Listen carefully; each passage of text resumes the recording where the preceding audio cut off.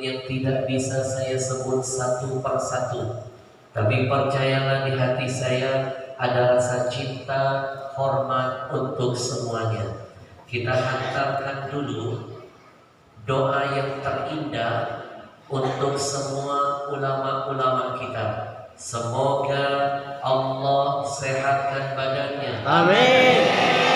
Panjangkan umurnya. Amin. Kuatkan imannya. Amin.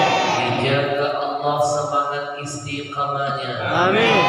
Dilindungi Allah dari berbagai macam fitnah dunia. Amin.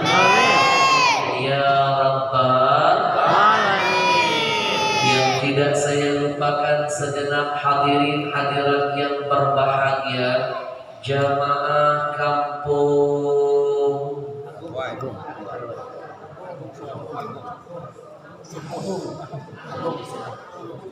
susah disebut.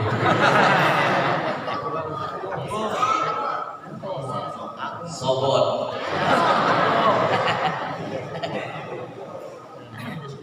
Kita mohon kepada Allah, mudah-mudahan Allah mencatat setiap kenikmatan, hembusan nafas, tetesan keringat, langkah kaki kita, semuanya malam ini insya Allah dicatat nilainya jihad nanti di sisi Allah. Amin.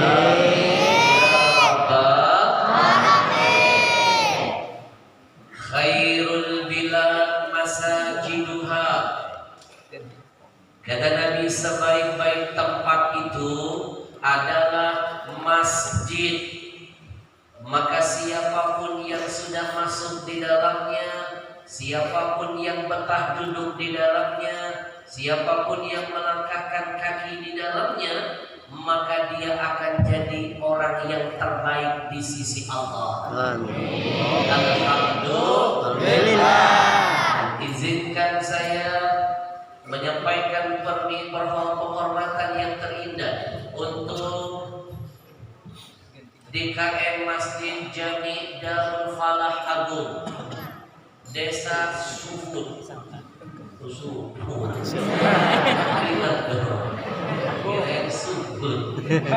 Desa Sufut, Kecamatan Haruai. Yang ceramah siapa? Masalah kecil di permasalahan. Habib dilawan. Kalau saya kan sesuai ejaan Haruai. Kita doakan siapapun yang terlibat dalam mensukseskan, membantu, memudahkan, mengizinkan, memfasilitasi, termasuk Haji Fani. Kita doakan mudah-mudahan ini menjadi ladang amal untuk mereka semuanya. Amin.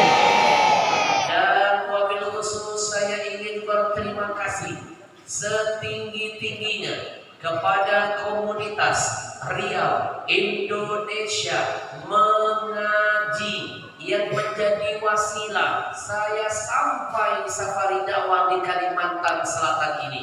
Mereka lah para pejuang-pejuang di jalan Allah. Mereka usianya boleh muda, tapi jihadnya mantap luar biasa. Masih muda sudah mau jadi sponsor acara dakwah. Yang bayar pesawat saya ke Kalsel mereka. Yang nanggung hotel saya setiap hari mereka. Yang bayar makan minum saya mereka. Yang nyiapin mobil mereka. Saya dihadirkan di setiap titik, termasuk malam ini titik tausiah saya yang ke-34, panit 35, panitianya tidak dibebankan persyaratan apapun. Ibaratnya saya malam ini gratisan. Rugi yang gak mau datang rugi. Belum tentu bisa menghadirkan saya kedua kali. Belum tentu bisa kebagian jadwal saya lagi. Jadwal saya full sampai tahun depan. Hadir, kalau mau undang saya khusus, siapa yang bilang mahal?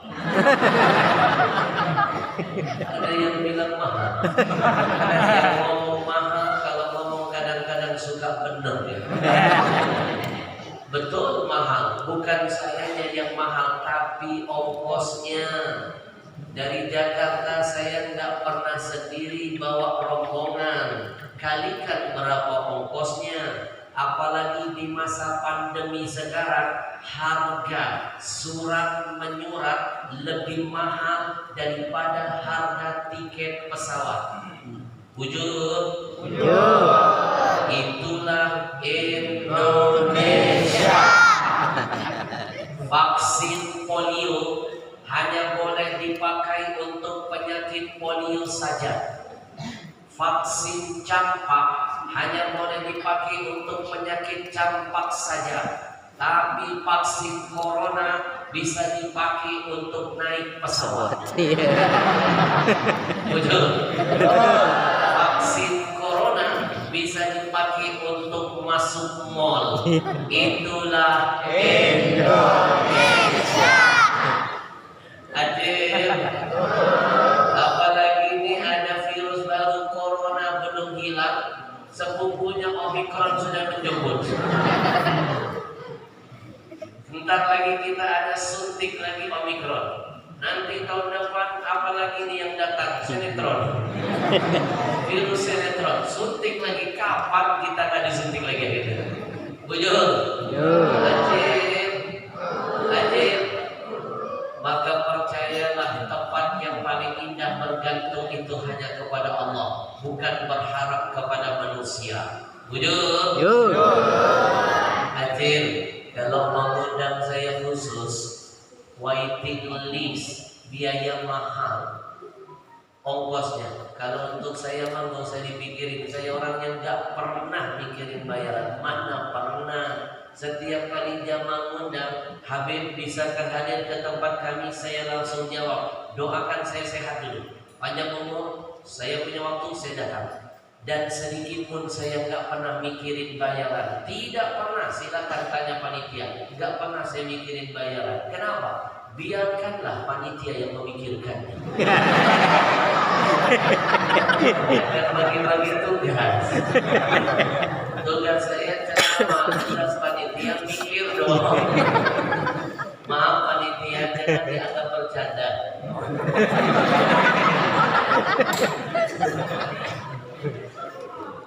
Hadir. Kita doakan dulu yuk anak-anak muda ini. Mudah-mudahan selalu dijaga Allah semangat istiqamahnya. Amin. Masih muda sudah mau jadi sponsor dakwah, menghadirkan para habaib, para ulama dikirim ke pelosok-pelosok negeri ini. Saya dibawa muter-muter oleh mereka. Bulan ini di Kalsel, bulan kemarin di Kalteng, bulan sebelumnya di Kaltim, bulan sebelumnya di Sumsel, bulan sebelumnya di Bangka Belitung Babel, bulan sebelumnya di Lampung, bulan sebelumnya di Lombok, bulan sebelumnya di Batam, bulan sebelumnya di Riau, bulan sebelumnya di Medan. Bulan depan kota lain sudah waiting list sampai Papua. Kadang-kadang saya dibawa mereka masuk kampung, keluar kampung, saya merasa jadi orang kampung. Kadang-kadang saya dibawa mereka masuk desa, keluar desa, saya merasa jadi orang desa. Kadang-kadang saya dibawa mereka masuk kota, keluar kota, saya merasa jadi orang kota. Kadang-kadang pernah waktu itu saya dibawa mereka masuk hutan, keluar hutan, saya merasa. Siapa yang bilang orang hutan? Yang berantem ya. Orang hutan. Jangan pernah memandang sebelah mata komunitas Riau Indonesia Mengaji. Di mata saya, mereka ini anak-anak muda yang sedang berjuang menyenangkan hati Rasulullah. Saya yakin mereka termasuk dalam sebuah hadis Nabi, sab'atun yudhilluhumullah fi dhillihi yawma la dhilla illa dhilluh, Kata Nabi ada 7 golongan manusia. Nanti ketujuh golongan ini akan mendapatkan payung perlindungan dari Allah, di mana tidak ada perlindungan lain kecuali datangnya hanya dari Allah. Siapa 7 golongan itu? Mereka termasuk insya Allah syabun nasya'a fi ibadati rabbi, anak-anak muda kata Nabi yang menghabiskan masa mudanya berjuang berjihad di jalan Allah. Ajib, anak muda sudah ngebanggain Rasulullah. Lihat anak muda yang lain seusia mereka, kerjaannya apa? Cuma nongkrong di pinggir jalan ngitungin mobil lewat, buang-buang waktu tanpa ada manfaat. Kadang-kadang tawuran, kebut-kebutan, narkobaan. Bahkan yang terbaru, tren anak muda di ibu kota sekarang bikin sesuatu yang mengundang murka Allah, bikin kemusyrikan baru. Anak muda di Jakarta termasuk artis-artis mudanya lagi tren sekarang bikin namanya ngadopsi boneka arwah. Boneka arwah.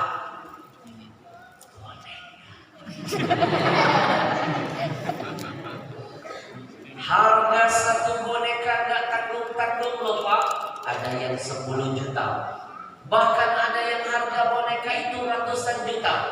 Diyakini boneka ini kalau diadopsi, dianggap seperti bayi beneran, dimandikan, diberikan pakaian, dikasih makanan, maka boneka ini akan mendatangkan rezeki katanya, membuat tenar, menghilangkan kesepian. Boneka ini bisa memanggil arwah bayi yang sudah meninggal dunia. Ini namanya bubul-bubul pintar. Bahasa Inggrisnya waloh bajaran.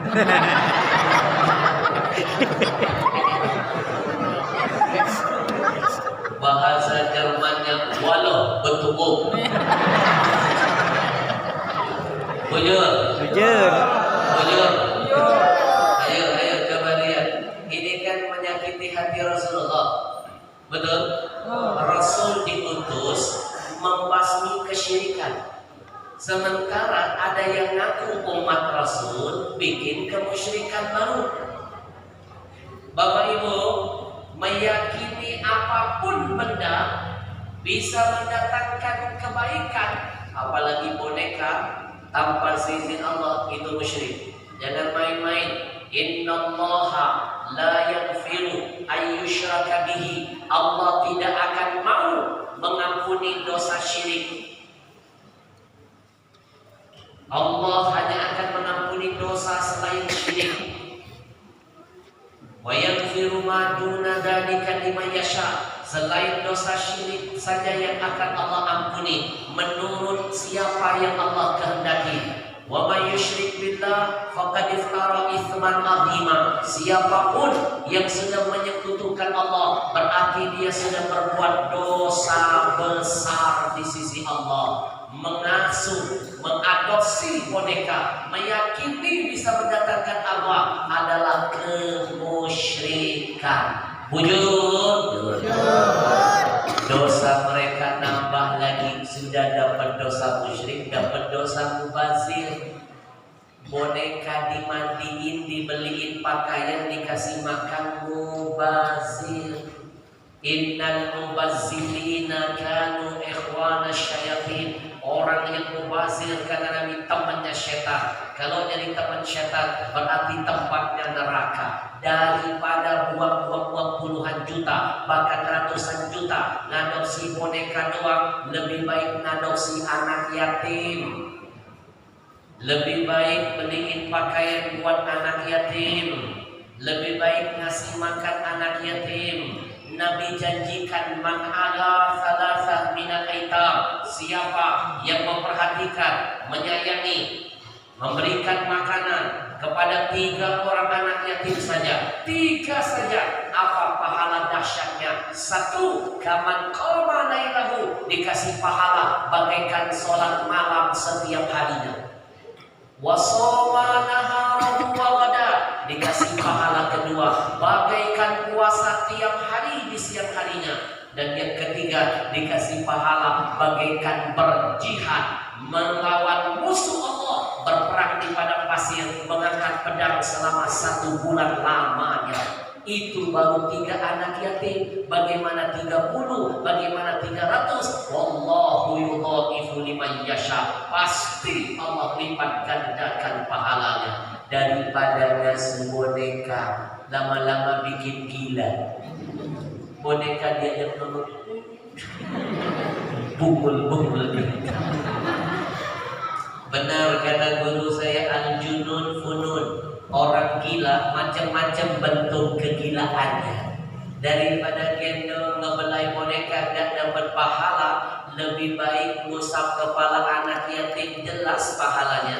1 helai rambut anak yatim yang kita usap itu mendatangkan 1 kebaikan. 1 helai rambutnya 1 kebaikan.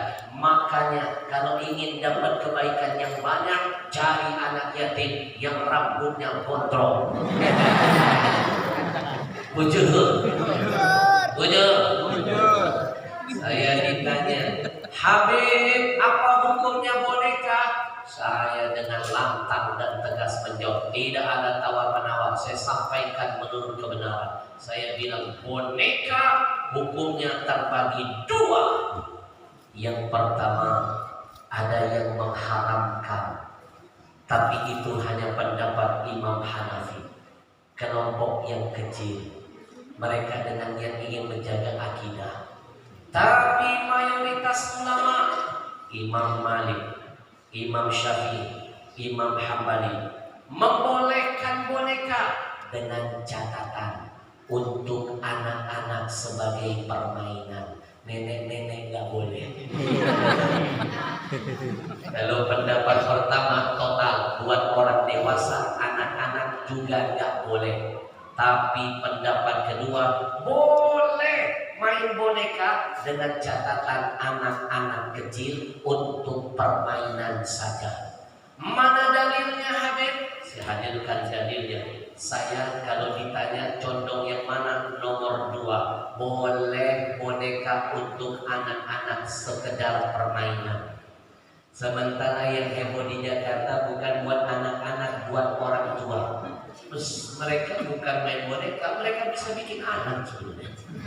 Bujur. Ajib. Nih kalau ditanya mana dalilnya boleh main boneka, soalnya banyak juga di luar sana dikit-dikit kafir. Sekarang saya hadirkan dalilnya. Dalil yang pertama, hadis riwayat Bukhari. Satu hari Aisyah pernah berkata, Al-Abu bil banati 'inda Nabi sallallahu alaihi wasallam. Satu hari kata Aisyah, aku pernah bermain boneka-bonekaan di sisi Nabi. Nabi pernah melihat Aisyah main boneka di kamarnya dengan teman-teman wanita kecilnya. Lagi main-main boneka, tiba-tiba teman-teman Aisyah mendengar Nabi masuk ke dalam kamar. Teman-teman Aisyah bersembunyi, takut dilihat Nabi. Melihat mereka sembunyi, Nabi panggil teman-teman Aisyah. Kalau bahasa sekarang, ayo keluar, jangan ngumpet, main lagi dengan Aisyah. Silakan lanjutkan permainannya. Melihat Nabi membolehkan, Aisyah berkata, "Fayal'abna ma'i." Maka mereka teman-teman saya melanjutkan permainan boneka bersama saya. Nabi lihat, Nabi memanggil, Nabi tidak melarang. Ini dalil boneka boleh hanya untuk anak-anak saja. Faham? Dalil kedua, hadis riwayat Abu Daud. Ketika satu hari Nabi pulang dari peperangan, qudima Rasulullah min ghazwati Tabuk. Nabi pulang dari perang Tabuk. Ketika pulang, Nabi mau masuk ke kamar Aisyah. Kamar Aisyah ada tirai-tirainya, dan tirai itu tertiup angin. Fakasyafat, terbuka tirainya.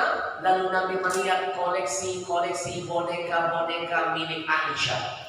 Nabi bertanya dengan Aisyah, "Wahai Aisyah, apa ini semuanya?" Kata Aisyah, "Banati, ini boneka-bonekaku ya Rasul." Nabi tertarik melihat ada satu boneka bentuknya lucu, gambar bentuk kuda, kok ada sayapnya.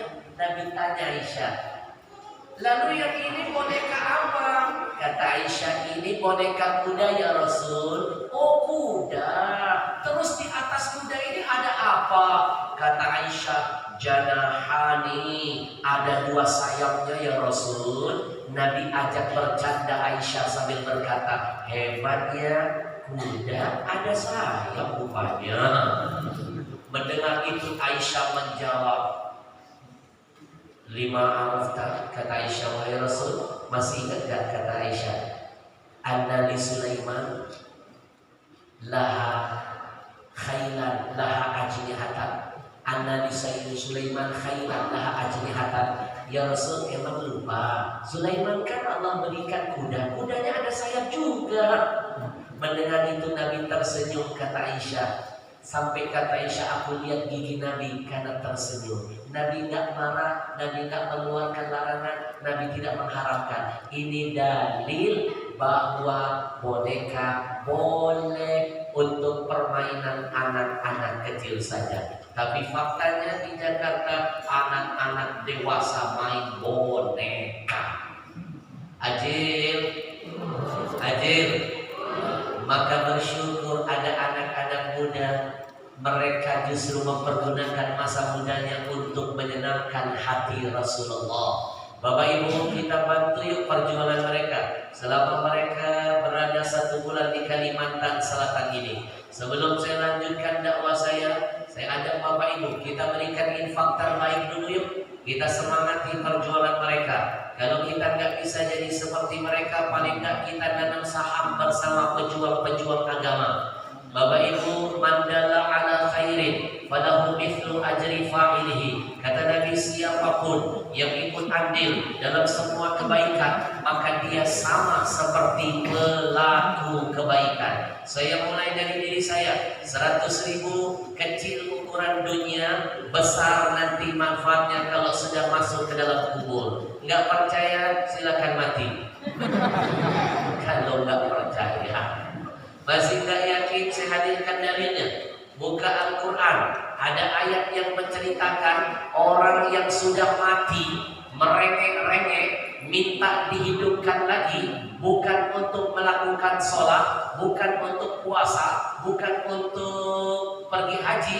Mereka minta dihidupkan lagi hanya ingin sedekah. Setelah itu mereka dimatikan, mereka tidak masalah, seolah-olah mereka ingin membocorkan sedekah. Manfaatnya dahsyat ketika kita sudah berada di dalam kubur. Buka Quran, mereka yang merengek-rengek meminta kepada Allah, "Laula akhartani ila ajalin qarib." Ya Allah, kalau aku dihidupkan kembali, fa asaddaqa wa aku minas salihin. Aku ingin sedekah ya Allah, agar aku digolongkan menjadi orang soleh. Berarti dari ayat ini menyimpulkan orang yang sering sedekah berarti orang soleh. Orang yang sering sedekah bahagia di dalam kuburnya. Sedekah akan jadi cahaya, jadi teman setia, jadi syafaat ila yaumil qiyamah. Alhamdulillah. Saya mulai dari diri saya. Nanti suntuk ini akan berjalan menghampiri Bapak Ibu. Bismillahirrahmanirrahim. Saya mulai dari diri saya. Ingat pesan Nabi, "Mana qasamalu min sadaqatin bal yasdad. Tidak akan berkurang harta yang disedekahkan, kata Nabi, bertambah, pasti bertambah. Saya mulai dari diri saya. Ingat pesan Nabi yang kedua, ma'akalta fa'afnaita. Kata Nabi, apapun yang kau makan pasti busuk. Wa ma labithta fa'ablaita. Kata Nabi, apapun yang kau pakai pasti laku. Wa ma tasaddaqta fa'amdaita. Kata Nabi, apapun yang kau sedekahkan pasti kekal abadi selama-lamanya. Saya mulai dari diri saya. Bismillahirrahmanirrahim. Jangan lupa nanti kalau memasukkan sedekah, iringi hajat, doa, harapan. Bertawassullah dengan kebaikan. Habib, mana dalilnya kita boleh bertawassul dengan kebaikan kita? Saya hadirkan dalil sahihnya. Anak-anak masih ingat kan riwayat 3 pemuda yang terjebak dalam gua? Kenapa mereka selamat semua dari kematian? Karena mereka menyebut-nyebut amal kebaikan mereka sebelumnya. Maka kata ulama, salah satu yang bisa menjadi wasilah doamu cepat diijabah oleh Allah adalah wasilahlah dengan amal-amal kebaikanmu. Karena dalam kebaikan ada keberkahan, dalam kebaikan ada kemuliaan. Insya Allah saya mulai dari diri saya. Nanti niatkan, ya Allah, hari ini aku berinfak. Aku tahu ada kebaikan dan kemuliaan. Aku berwasilah dengan kebaikan itu, ya Allah. Jadikan anak cucuku ada yang menjadi pejuang-pejuang Al-Quran. Ya Allah, berkahi hidupku, berkahi usahaku, kabulkan hajat-hajatku, berkah doanya. Saya mulai dari diri saya. Jangan lupa, siapkan infak terbaik. Bikin Nabi tersenyum, melihat jihad-jihad. Sudah. Kita iringi dengan salawat, mudah-mudahan hajatnya dikabulkan. Sallallahu ala Muhammad, sallallahu alaihi wasallam, sallallahu ala Muhammad, sallallahu alaihi wasallam, sallallahu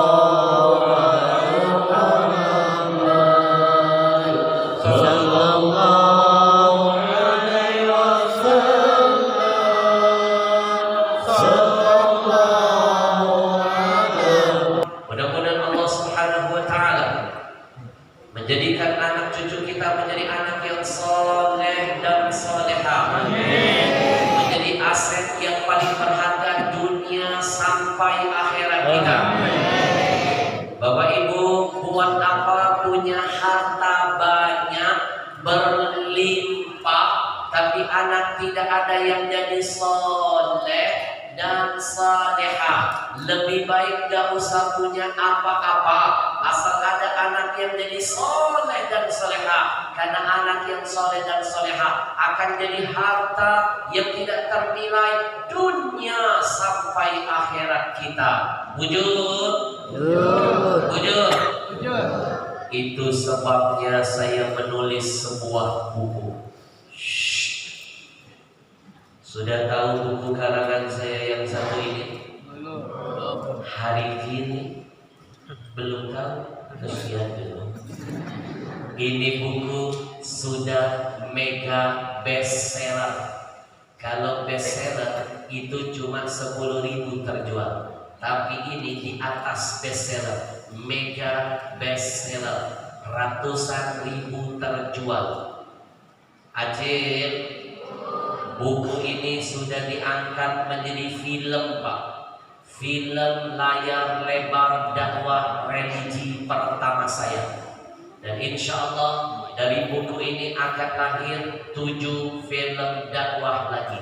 7 film lagi sedang saya siapkan. Kalau bukan karena corona sudah hadir film saya yang kedua. Siapa tahu di sini ada Acil yang mau ikut main di film saya yang kedua.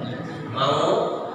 Sutradara saya bilang masih ada lowongan. Saya tanya jadi apa? Jenazah. Mau? Buku ini sukses, diangkat jadi film, Pak. Sukses di seluruh bioskop se-Indonesia. Yang belum nonton filmnya silakan buktikan karya film saya, Pak. Nangis nontonnya Pak. Ingat dosa dengan ayah ibu, makin hormat dengan guru, makin sayang dengan orang tua. Saya pastikan kalau nonton film saya nggak cukup bawa tisu, bawa kanibu. Menangis nanti, buktikan. Saya bagikan link filmnya cuma-cuma. Mau? Saya bagikan linknya gratis, 4 episode, silakan tonton dari awal sampai akhir 4 episode. Nonton sampai terakhir, buktikan, dan setelah nonton saya tunggu komen. Dan jangan lupa like, share, dan subscribe. Oke bro. Biar kasih semangat buat tim film saya menciptakan karya-karya lebih indah. Jihad pakai otak, jangan pakai otot. Mereka bikin musik lawan dengan nasyid. Rahman ya Rahman, sa'idni ya Rahman, isyrah sadri Qur'an, imla qalbi Qur'an, wasli hayati Qur'an. Mereka bikin musik jreng lawan dengan nasyid. Nasyid tidak kalah keren belum? Lihat nasyid, ada Mahir Zain, ada sebelum Mahir Zain saya itu suka ada nasyid terkenal namanya Sami Yusuf. Itu sebelum Mahir Zain dia lebih terkenal di dunia, belum ke Indonesia, belum, padahal dia punya keluarga di Jawa. Namanya Sami Yusuf, dia punya keluarga di Jawa, namanya Sami Mawon.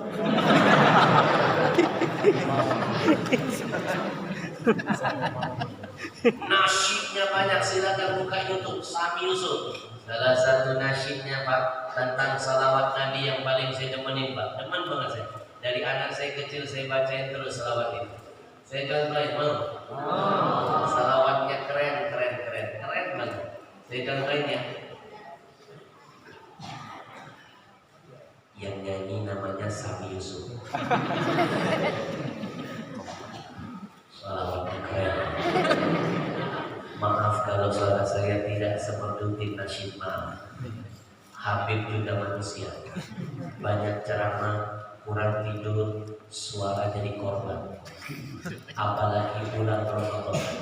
Kalian mau tahu Ramadan jadwal saya sesibuk apa? Masya Allah. Saking sibuknya saya gak makan siang. Pikir bocah. Anak-anak kecil, nih kecil jawab yang kompak ya. Kalian Ramadan puasa tidak? Yang kompak dong, puasa tidak? Puasa. Pintar. Jujur, jangan ada dusta di antara kita. Ramadan puasanya setengah hari saja atau 1 hari? Yang kompak setengah hari atau 1 hari? 1 hari. Di mana-mana orang Ramadan puasa 1 bulan. Apa mereka cuma 1 hari? Masya Allah. Sami Yusuf menggoncang dunia Pak dengan syair-syair maulidnya, nasyidnya. Ini salah satu bagian tentang salawat. Saya yakin ibu pasti belum pernah dengar salawat. Mau dengerin? Pasti belum pernah. Pasti belum. Ini teknik menutupi kekurangan diri. Allahumma salli ala Muhammad wa ali Muhammad. Ya mu'minin sallu alaihi,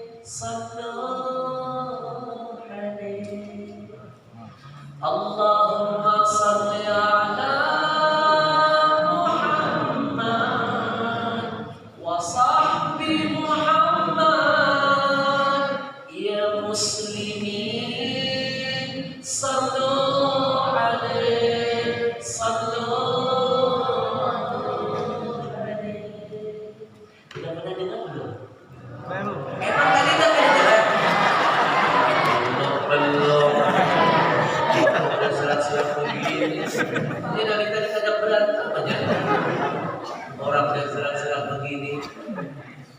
jihad pakai otak. Mereka bikin musik lawan dengan nasyid. Kalian itu di mata saya mujahid. Setiap kalian namu gendang, kalian bernasyid, nilainya jihad. Betul? Betul. Kalau mereka bikin produk, kita lawan dengan produk. Produk mereka untuk Israel, produk ajwa kita kirim buat Palestina. Ajwa. Masuk ke ekonomi. Kalau mereka bikin film yang gak bagus, lawan dengan karya film yang religi. Itu namanya jihad.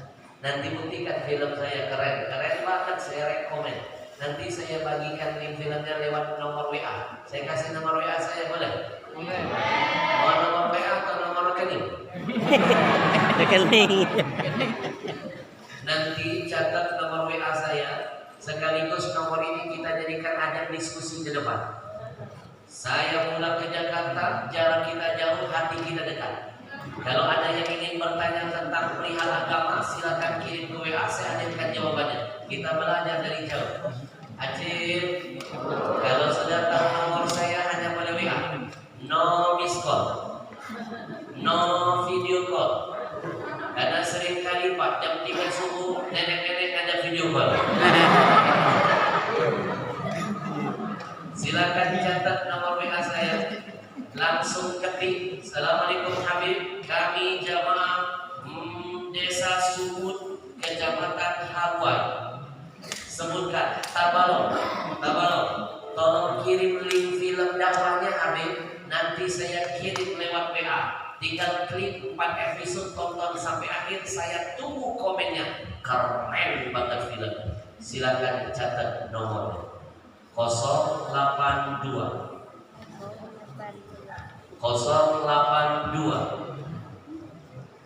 13 kosongnya 4 kali 0000.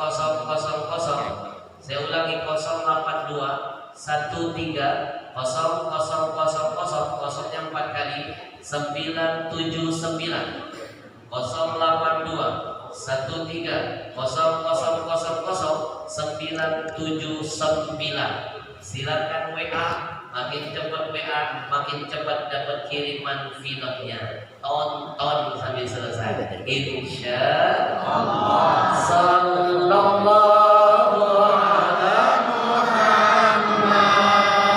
Sallallahu alaihi wasallam.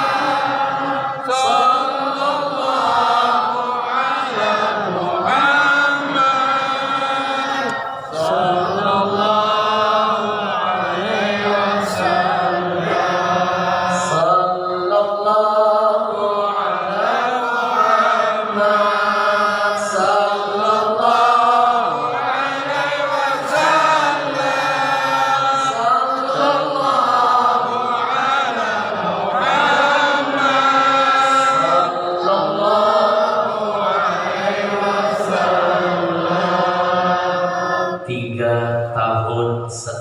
Saya menyelesaikan satu tulisan buku ini. 3 tahun setengah. Nulisnya sambil nangis-nangis melihat fenomena yang terjadi di negeri ini. Saya menyimpulkan Indonesia darurat krisis anak soleh. Banyak kacang lupa dengan kulitnya, banyak anak-anak jadi majikan bagi ayah ibunya. Pendek kata, banyak anak durhaka dengan orang tuanya. Kejadian yang pertama saya temukan di Jambi. Ketika kami landing di sana, naik mobil 5 jam ke sebuah kota kecil namanya Muara Tebu. Kotanya kecil banget. Sekali lagi, kotanya kecil banget kalau dilihat dari peta. Ada yang salah? Dengerin aja bisa. Di kota itu ada kejadian, Pak. Seorang anak laki-laki mengunci ibunya di kandang kambing. Dia tidur di tempat yang bagus, ibunya dibiarkan tidur di kandang kambing. Melihat fenomena ini, saya menyimpulkan pantas Indonesia banyak bencana musibah. Jangan-jangan ini sebab banyak kacang lupa dengan kulitnya. Mana mungkin ada asap kalau bukan karena api. Mana mungkin Allah murka menghadirkan bencana bertubi-tubi, silih berganti seperti tiada henti kalau bukan karena dosa yang terjadi. Lihat mulai dari tsunami, banjir bandang, tanah longsor, gunung meletus, angin puting beliung, likuifaksi, rasa-rasanya semua musibah sudah berjamaah di Indonesia ini. Bujur. Kejadian yang kedua, ketika saya berada di Brebes, kami menemukan kasus anak usia baru 12 tahun mukulin ibu kandungnya sampai babak belur. Kenapa? Hanya karena perkara sepele. Ibunya terlambat menghantarkan makanan untuknya. Tidak hanya sampai di situ, dia ambil gantungan baju, dia pukul ibunya, sobek bibir ibunya. Saya kembali menyimpulkan dalam tulisan saya, pantas Allah marah dengan Indonesia. Dihadirkan malapetaka, jawabannya banyak anak jadi majikan bagi orang tuanya. Yang paling mengerikan, memalukan, serta memilukan kejadian yang kami temukan di Jawa, Pak. Sebenarnya banyak, hari ini 3 saja saya bocorkan. Di Jawa ada seorang ibu sudah tua, janda, wanita soleha. Di hari tuanya tetap berjihad bekerja, mencari rezeki yang halal demi anak-anaknya. Panas terik matahari dilawan. Dia kerja jadi kuli, Pak, di salah satu sawah. Ketika dia sedang bertani, tiba-tiba masuk anak laki-lakinya, membawa barang di tangannya, memaksa minta uang 500.000 dari sang ibu. Ibunya nggak punya duit. Dia kejar ibunya pakai parang. Berlari sang ibu ketakutan, ingin menyelamatkan nyawanya. Lalu terjatuh di tengah sawah. Apa yang terjadi? Dia tebas leher ibunya.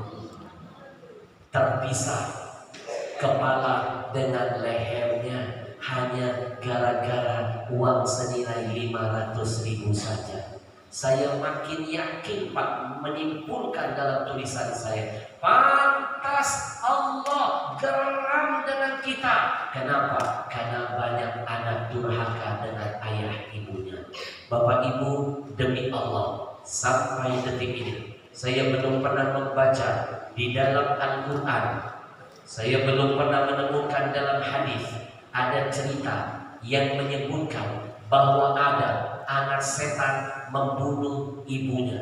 Sejahat-jahat anak setan, jangankan membunuh, durhaka saja tidak ada riwayatnya.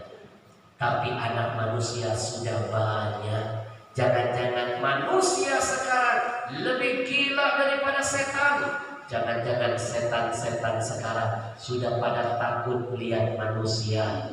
Jangan-jangan setan di luar sana sudah ada yang berdoa begini, ya Allah, aku berlindung dari godaan manusia yang terkutuk. Istighfar kepada Allah.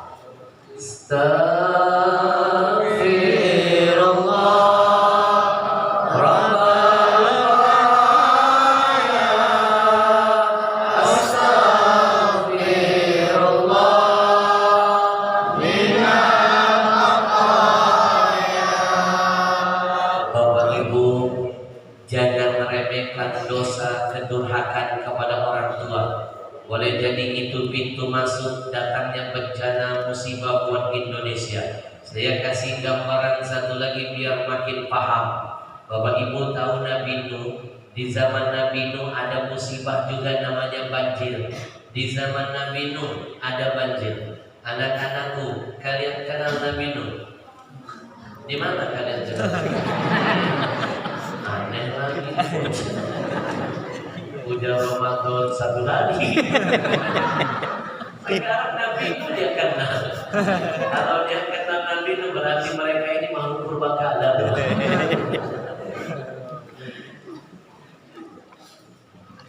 Anak-anak di zaman Nabi Nuh ada musibah juga. Namanya banjir.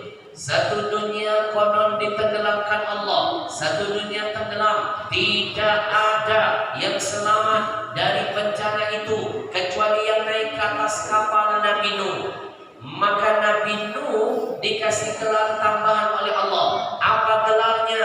Abul Bashar Tsani, bapak manusia kedua setelah Adam. Karena tidak ada seorang manusia pun yang bisa hidup dan selamat setelah murka Allah datangkan. Lalu timbul pertanyaan, kenapa Allah marah? Kenapa Allah murka? Kenapa semua ditenggelamkan? Apa penyebabnya? Bapak Ibu mau tahu? Yang kompak dong, mau tahu? Mau. Apakah karena umat Nabi Nuh yang suka membangkang dulu kepada nabinya? Apakah karena sebab ini? Ternyata kata ulama bukan. Ada sebab lain yang membuat Allah marah, murka, menenggelamkan semuanya. Sebab apakah itu?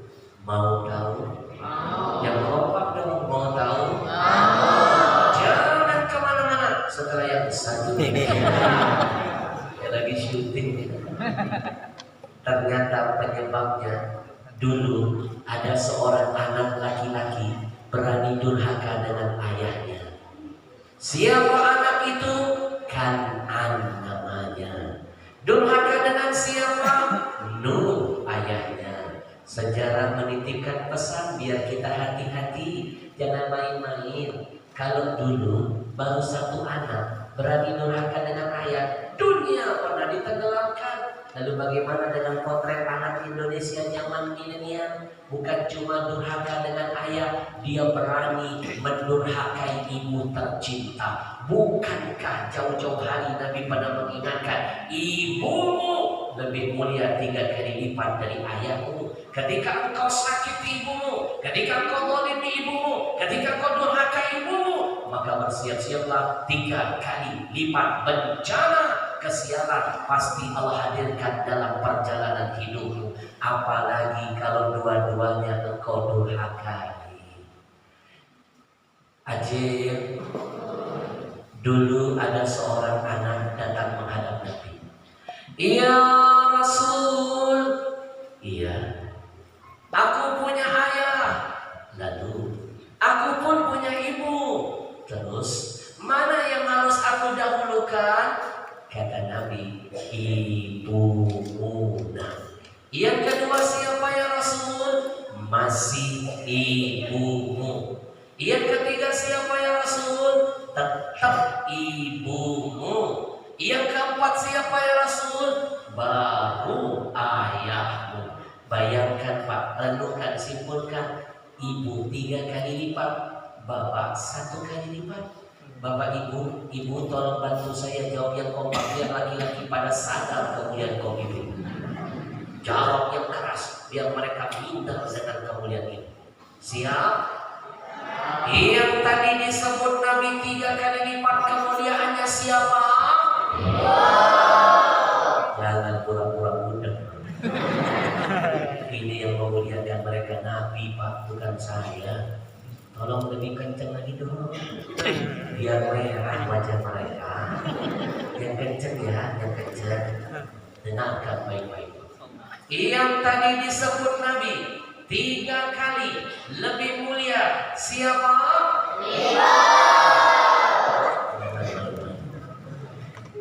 Lebih kenceng bantu saya. Yang tadi cuma disebut Nabi 1 kali saja kemuliaannya siapa?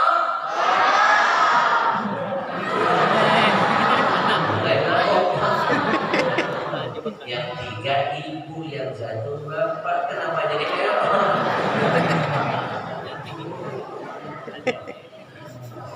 Sekali lagi. Nih biar bapak-bapak pada paham. Yang tadi disebut Nabi 3 kali lebih mulia siapa?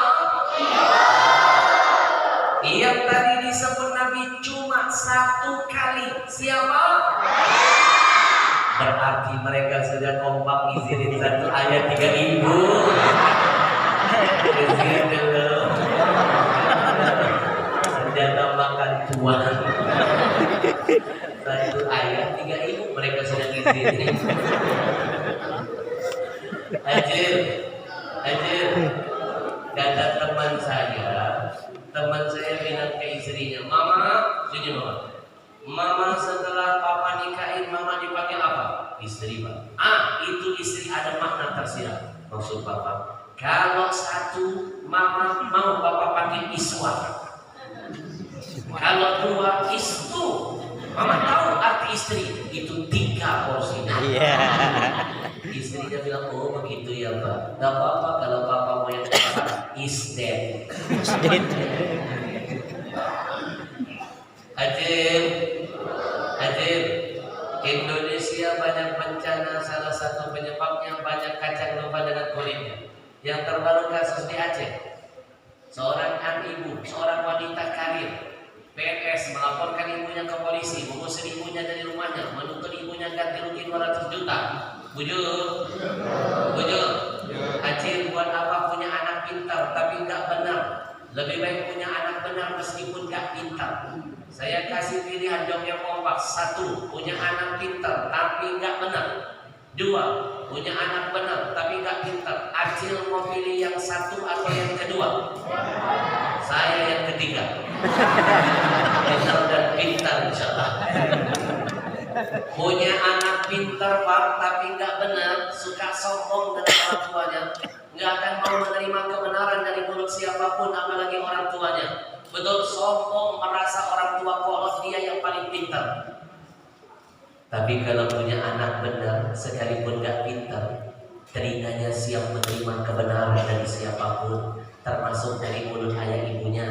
Lama-lama dia bisa jadi pintar. Alhamdulillah. Itu sebabnya saya menulis buku ini. Saya kasih judul Ada Surga di Rumahmu. Siapa surga kita di rumah? Ayah dan ibu. Lebih dekat lagi ada di mana? Di bawah telapak kaki ibu. Tapi sayang seribu sayang, kita sibuk mencari surga yang jauh lupa dengan yang dekat. Ada surga di rumahmu. Bahasa Arabnya hafalin bocah. Al-jannatu fi baitika. Ikuti Habib. Al-jannatu fi baitika.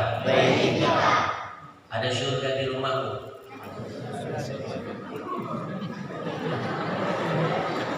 Jangan malas-malas ya belajar bahasa Arab. Jangan malas-malas. Bahasa Arab itu bahasa merkabah, bahasa surga, bahasa wahyu. Ditempel oleh Allah dengan ayat Quran, Quranan Arabiyyah.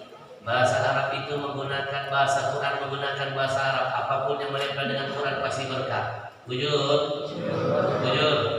Hajir, saya pernah malu semalu-malunya lihat anak kecil-kecil seperti ini pintar sekali ngomong bahasa Arabnya. Waktu saya ke Madinah, saya kan ke Madinah dulu. Itu anak-anak di sana pada pintar bahasa Arab.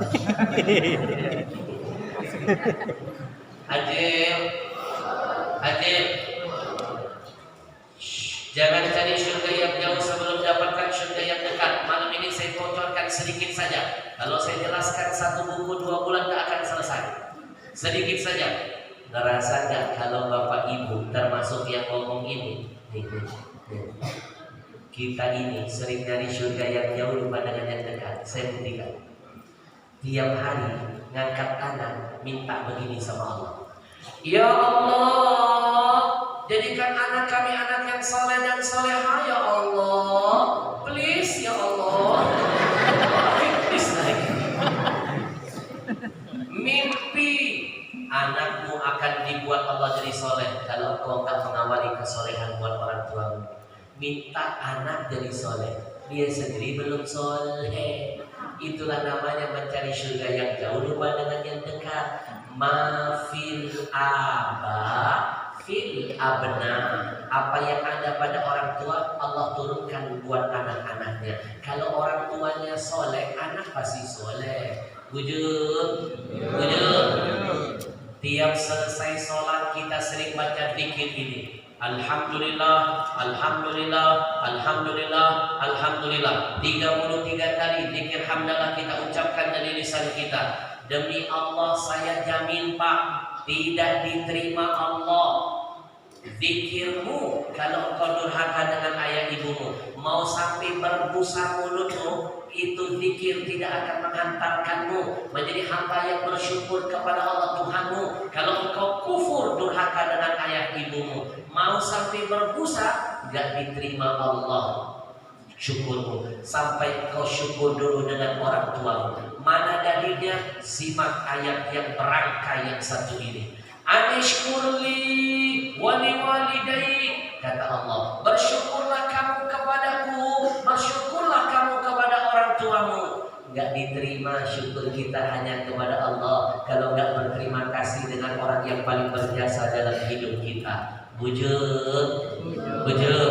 Nabi kuatkan dalam hadisnya, man lam yashkurin nas lam yashkurillah. Siapa yang tidak pandai berterima kasih kepada manusia, tidak akan dipandang Allah sudah berterima kasih kepadanya. Ajir, jangan sibuk bersyukur kepada Allah tapi kufur kepada orang tua. Itu namanya mencari surga yang jauh lupa dengan yang dekat. Nanti ada di buku saya. Belikan. Saya jamin tidak akan bisa beli buku saya di toko-toko bangunan. Saya pastikan kalau baca buku saya akan ikut menangis terseduh-seduh Pak. Nangis. Buku ini berkahnya luar biasa. Buku ini dahsyat barokahnya. Pernah saya buktikan. Saya lagi ceramah di satu kampung Pak. Jamaah yang hadir ribuan orang, hidup semuanya. Tiba-tiba saya terharu begitu melihat ke belakang nampak seorang preman, rambut gondrong, muka serem, badan bertatu, diam-diam duduk dan dengerin ceramah saya. Saya terharu. Saya panggil preman itu maju ke depan, lalu saya hadiahkan buku karangan saya ini. Subhanallah, saking berkahnya buku ini. Belum dia sobek plastiknya, belum dia baca bukunya, baru dia pegang, tangannya bergetar. Bahasa Inggrisnya bergetar, menggigil. Hanya orang Inggris itu. Badannya keringetan Pak, menangis preman itu. Jarang kan lihat preman nangis. Ini preman pegang buku saya menangis. Saya tanya dia, abang kenapa abang menangis? Ternyata dia nangis karena nggak bisa baca. Ya sudah Ajib. Saya kasih contoh tambahan. Tanpa sadar kita sering mencari surga yang jauh lupa dengan yang dekat. Ngomong dengan orang bisa ramah. Ajib. Dan saya punten.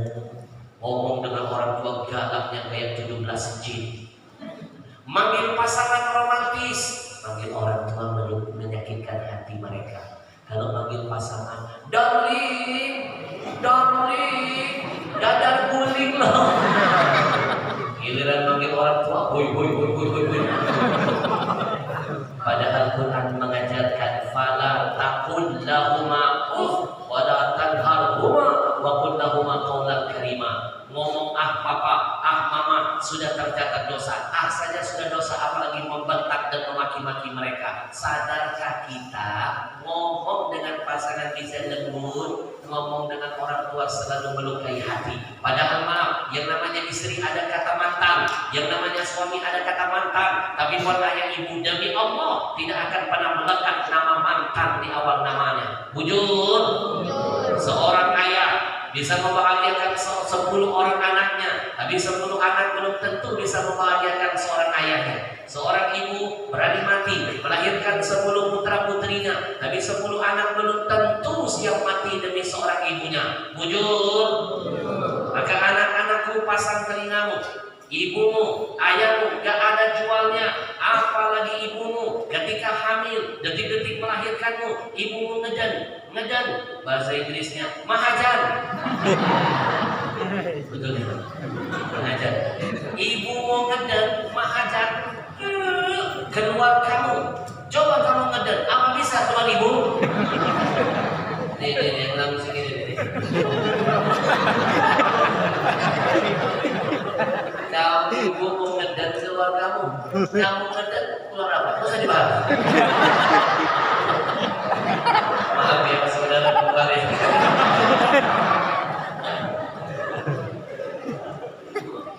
Buyur, Bapak Ibu, sudah-sudahlah memuliakan orang tapi nggak bisa memuliakan orang tua sendiri.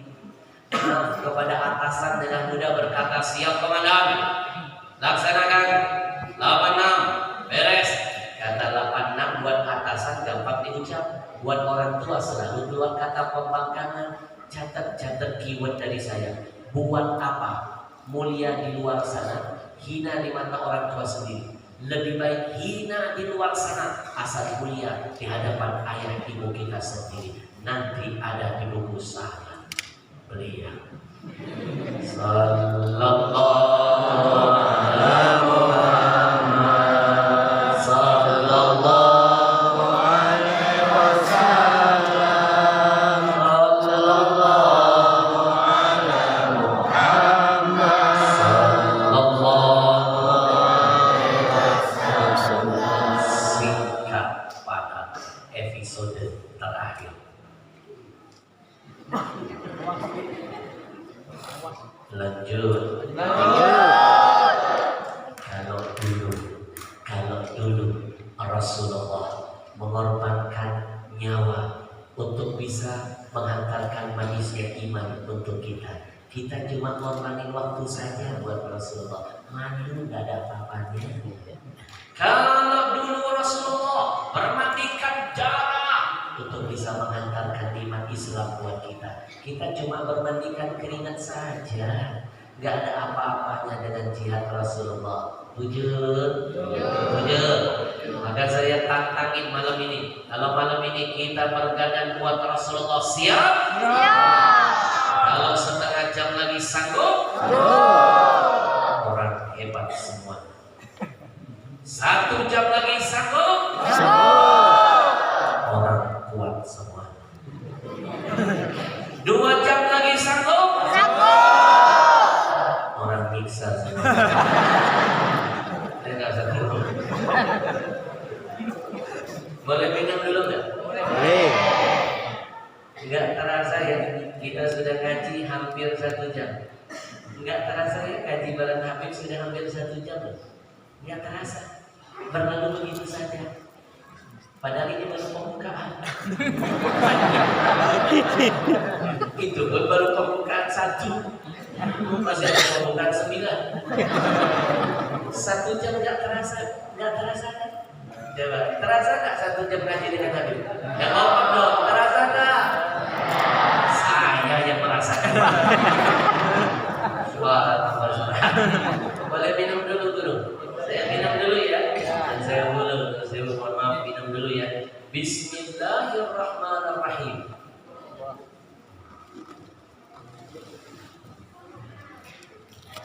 Alhamdulillah. Anak-anakku saya, lihat ke depan. Kalian mau tahu bagaimana cara Rasulullah minum? Lihat ke depan. Pertama, diawali dengan bismillah. Saya contohkan buat kalian. Bismillahirrahmanirrahim.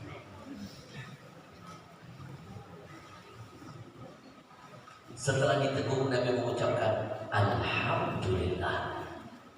Biar kalian makin paham, saya ulangi.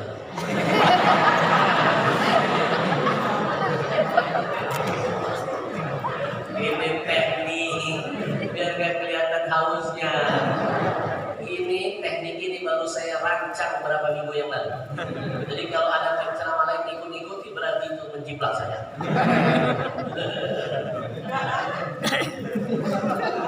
Biar kalian paham, saya ulangi. Dengan senang hati saya ulangi. Bismillahirrahmanirrahim.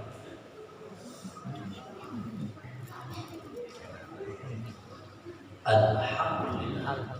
Sudah paham?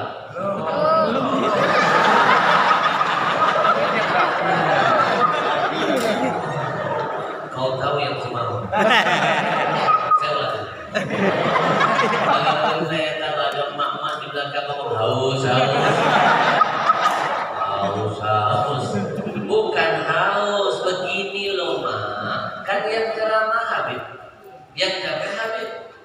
singkatan Habib. Ibarat mobil, Habib mobil berjalan. Perlu dong isi bensin yang banyak. Benar nggak iya?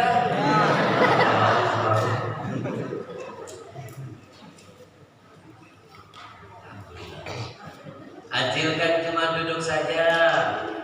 Udah duduk bisa ketawa, nyender pula. Ibarat mobil Acil, mobil boboh. Tidak isi bensin juga tidak jadi masalah. Minum lagi ya. Masya Allah, Masya Allah, bro, Masya Allah. Emang beda kalau minumannya terasa sehat, beda banget. Nyerek apa sih? Masuk beko. Bapak Ibu, ini bukan sembarang minuman. Minuman ini sedang viral, seviral-viralnya di Kalimantan dan sekitarnya. Berapa banyak yang minum air ajwa, kistanya sembuh, miumnya hilang, kolesterolnya, keputihannya, ambiennya, prostatnya, macam-macam, Pak. Pak, ini bukan sembarang minuman. Minuman ini dikhatamkan 30 juz Al-Quran di setiap mata air yang kami temukan. Dibikin pabrik produksinya, didengarkan Quran. Demi Allah, Quran itu obat dan rahmat. Mana dalilnya? Wa nunazzilu minal Quran ma huwa syifaa'un wa rahmatun lil mu'minin. Air itu sifatnya hidup. Mana dalilnya? Wa ja'alna minal ma'i kulla syai'in hayy. Kalau dua ayat ini digabungkan akan membangun kekuatan. Tapi saya yang pertama kali menyelidiki dua ayat ini orang Jepang. Di Jepang pernah mereka selidiki. 2 botol minuman disiapkan. Botol pertama dibuka tutupnya. Mereka dengarkan musik. Kristal air di botol pertama hancur berantakan. Botol kedua mereka dengarkan Quran, zikir, salawat dan doa. Orang Jepang geleng kepala. Ternyata botol kedua setelah didengarkan Quran, kristal airnya indah dan menawan. Ajir, 1 menit ke depan kita buktikan dahsyatnya air ajwa, air Quran. 30 merek minuman sudah dikalahkan ajwa. 30 merek minuman. Kita akan lihat sama-sama. Silakan tim. Kita akan adu ajwa dengan minuman yang terkenal di Indonesia. Yang katanya ada manis-manis ya. Ada sama sekali. Justru rasakan air ajwa yang terasa manis kan. Masya Allah. Masya Allah.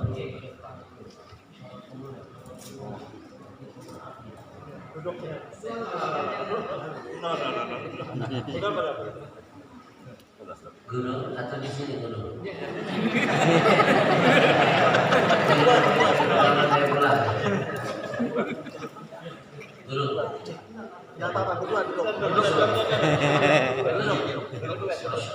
Kalau saya berdampingan dengan Habib Muhammad tiap hari.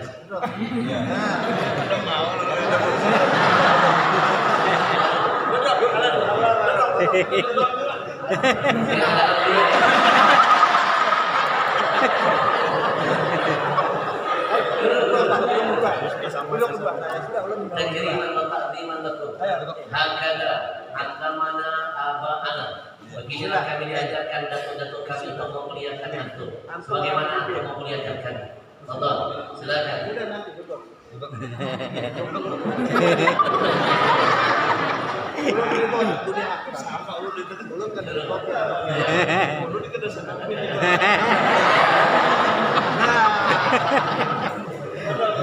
Apa perlu saya turun dulu?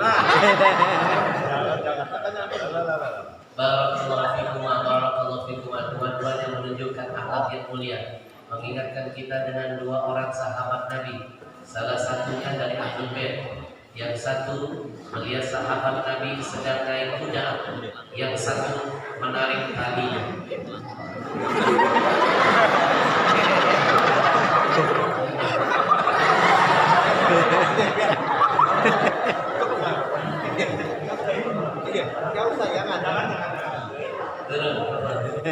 Sallallahu alaihi wasallam.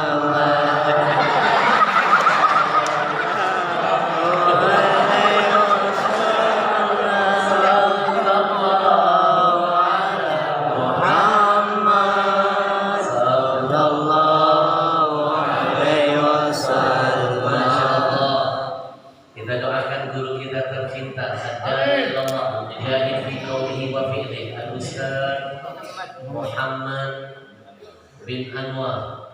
Mudah-mudahan beliau disehatkan badannya. Amin. Umurnya. Amin. Jaga semangat istiqamahnya. Amin. Guru mohon izin. Silakan kita lihat ke depan. Air milik mereka kita tuangkan. Kita teteskan betadin beberapa tetes. Nanti kita aduk. Ngaduknya jangan pakai sendok besi, zat besi merusakkan dengan air. Pakai plastik atau sedotan. Mas boleh pinjam yang di belakang biar kelihatan. Baik.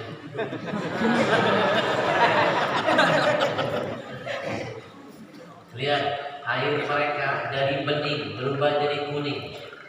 30 merek. Bapak Ibu saya pastikan Ajwa ini sudah mengalahkan 30 merek minuman terkenal. Evian, Equil, kalah. Air kangen saja kalah, apalagi enggak kangen. Lihat air mereka dari bening berubah jadi kuning kan? Guru, kuning bahasa Arabnya nih, anak-anak belajar dari guru. Bahasa Arabnya asfar, bahasa Inggrisnya yellow, bahasa Jepang guru, bahasa Jepangnya karu. Sekarang kita dengan minuman milik kaum muslimin. Bantu doa guru. Ini perusahaan saya yang kelima. Untungnya kita kirim buat Palestina. Karena 80% minuman yang ada di Indonesia dari perusahaan Yahudi dengan berbagai macam mereknya. Yahudi kalau bikin perusahaan untungnya buat Israel. Kalau nyampe ke Israel yang senjata dibunuh saudara kita di Palestina. Siapa pembeli terbesar minuman Yahudi? Sadarkah kita jaringan masjid kita, acara pengajian kita ini donatur buat Israel.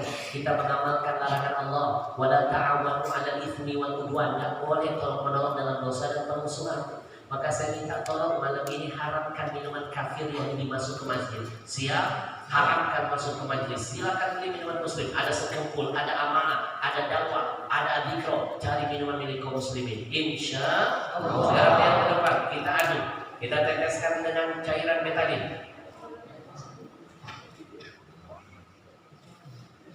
Saya minta keluar dari masjid ini yang mau makan makanan di restoran milik kaum muslimin, yang mau belanja di warung milik orang Islam. Kalau pedagang muslim kaya, zakat dia nambah, sedekah makin banyak, syiar agama kita akan ada di mana-mana. Stop, jangan lagi memperkaya lawan-lawan kita. Yang untungnya diambil dari kita, dia hancurkan agama kita, dia bunuh saudara kita di Palestina. Lihat ke depan, Ajwa ketika diminum membersihkan kotoran yang ada dalam perut. Perut kita kotor, penyakit berasal dari perut. Baik, yang harus kasih lihat ke guru Ajwa bening membersihkan kotoran perut. Mohon maaf ya bapak-bapak yang suka merokok, nikotin nempel di paru-paru Pak sampai mati nggak akan hilang Pak kecuali minum zam-zam. Kalau nggak ada zam-zam, minumlah Ajwa.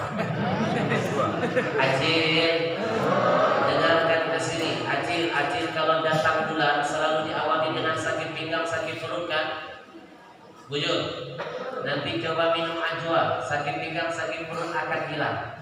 Acil, kalau datang haid, darah haid itu kotor. Darah haid itu kotor loh Pak. Kadang-kadang berhentinya 6 hari, kadang-kadang 10 hari, kadang-kadang 11 hari kan. Bapak-bapak berapa hari? Nanti minum Ajwa, 4 hari darah haid berhenti, buktikan berhenti. Sekarang kita tes yang kedua dulu.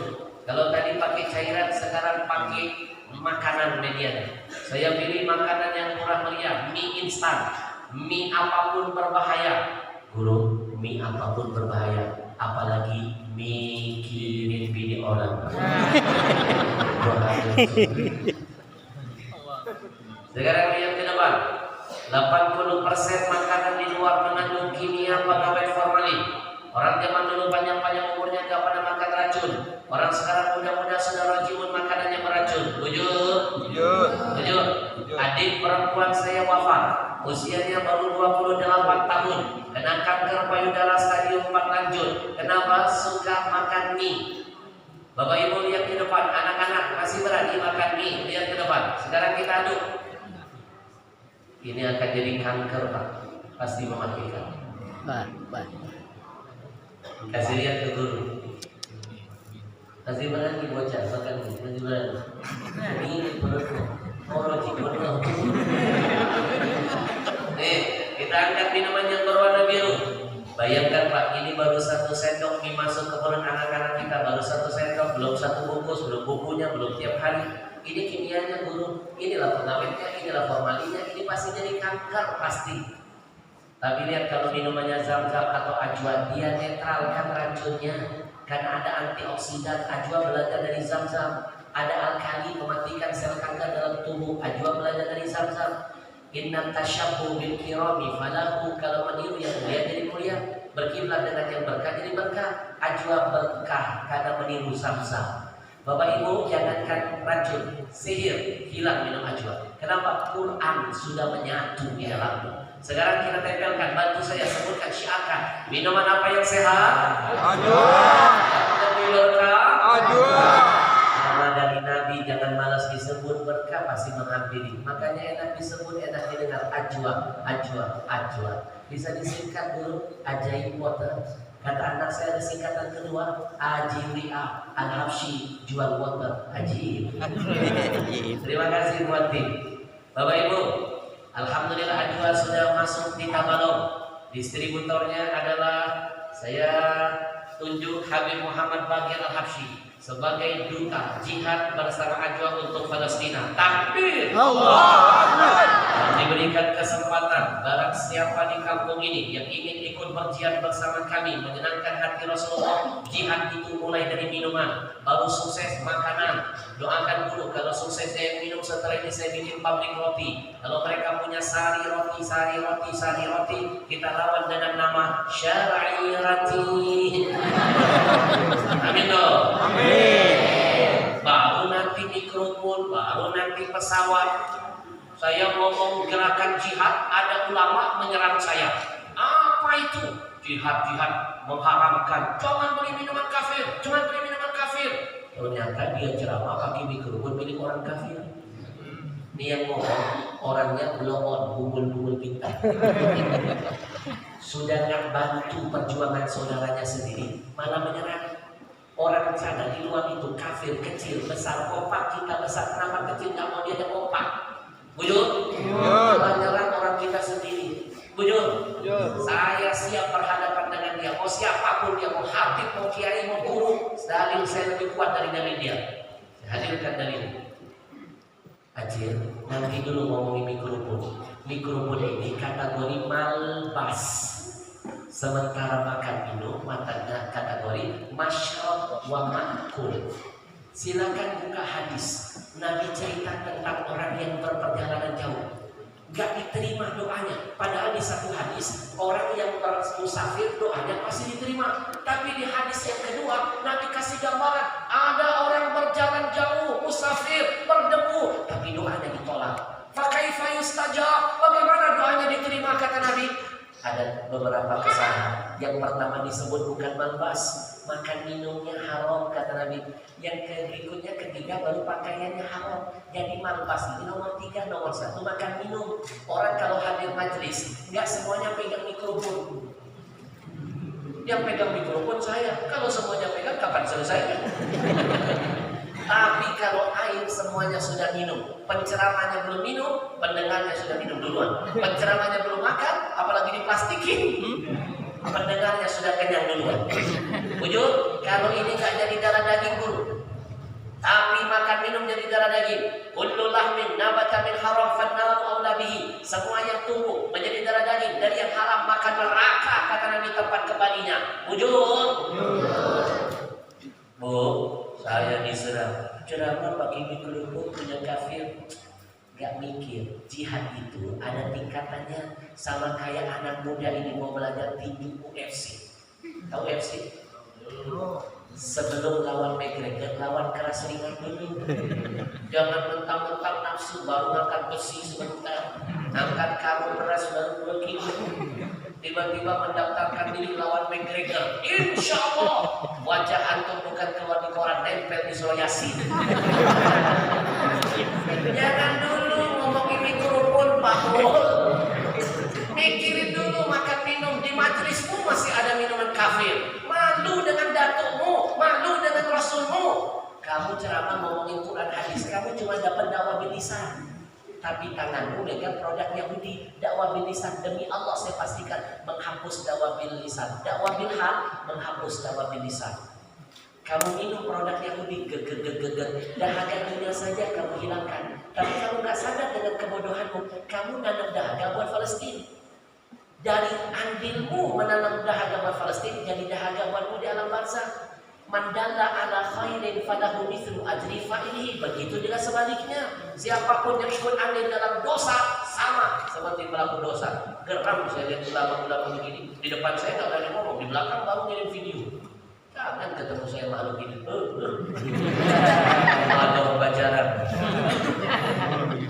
Saya dapat kiriman video. Saya menggelorakan gerakan hijrah. Harapkan produk kafir Yahudi ke masjid. Dia malah menyerang saya. Apa nggak tepuk tangan orang kafir, lihat orang munafik begini. Bapak Ibu malu dengan Rasulullah yang ceramah guru kita, yang hadir jamaah kita, acara di masjid kita. Masa minuman Yahudi masuk? Ada yang salah dengan jihad kita. Betul? Maka malam ini saya sampaikan, saya bikin perusahaan air minum bukan untuk diri saya, tapi saya niatkan ini menyenangkan datuk saya Rasulullah. Takbir! Allahu Akbar! Kita bantu Palestina dengan jihad ekonomi kita. Insya Allah. Terima kasih buat akhi. Dari awal saya lihat antum minum sudah pegang ajwa. Emang beda kalau orang minum pakai ajwa, kayaknya beda. Membahagiakan Rasulullah. Nanti belajar dari guru kita, Haram itu terbagi dua. Ada namanya haramun lidzatihi. Secara zat haram. Saya kasih contoh ya, Bapak Ibu, babi itu haram. Mau dibikin sate babi tetap haram. Yang dilihat bukan satenya, tapi babinya, zatnya. Mau dibikin bakso babi, bukan baksonya, babinya. Itu haram. Nah, untuk yang ini kita bisa menghindarinya, tapi kita nggak sadar kita sering makan haram kategori kedua. Haram apa? Haramun li ghairihi. Saya kasih contoh. Air putih ini halal. Tapi kalau kita tahu siapa yang memproduksinya, perusahaan milik Yahudi, maka yang halal dari haram betul. Kenapa? Untungnya dia pakai menghancurkan dan membunuh saudara kita di Palestina. Ibu-ibu mau belanja sayuran, beli di satu warung. Ibu tahu yang jualan warung ini benci dengan ulama, gak mendukung acara dakwah, bandar narkoba, mendukung maksiat. Jual ekstasi. Ibu tahu seabrek-abrek kemaksiatannya. Ibu belanja di sana, itu sayur yang halal, hukumnya jadi haram. Yataghayyar hukmuhu. Nanti belajar lagi dari guru kita. Makanya doa kita nggak diterima. Kenapa? Banyak yang haram jadi darah daging. Haram dari jalur apa? Haramun li ghairihi. Wujud. Sampai di sini paham? Nanti kapan lagi saya datang ke sini, saya kupas tentang bab haram ini seluas-luasnya. Insya Allah. Sallallahu ala Muhammad. Sallallahu alaihi wasallam. Sallallahu Ala Muhammad. Alaihi wasallam. Episode terakhir. Jangan heran kalau ada penceramah lagi ceramah dia jam tangan, itu cuma teknik. Sebenarnya dia lagi mikir habis ini mau ngomong apa. Guru tadi